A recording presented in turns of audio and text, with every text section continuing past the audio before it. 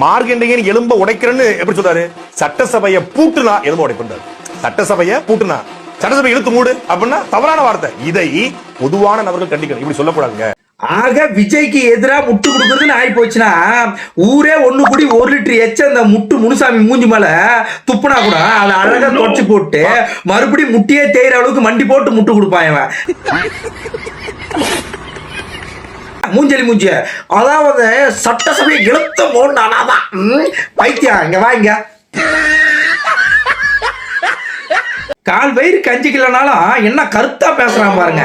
கருத்தா பேசுற பேர்ல காரி தூடு துப்புற மாதிரி பேசுறாங்க இந்த முட்டு முனுசாமி. அதாவது என்ன சொல்றான்னா, இப்ப சப்போஸ் வந்து மாண்புமிகு முதலமைச்சர் விஜய் அவர்களை யாராவது கத்தியால அப்படி சீண்டிட்டு போயிட்டா கூட அந்த கத்தியால வந்து சீண்டிட்டு போனவன் வந்து அவன் மேல தவறே கிடையாது.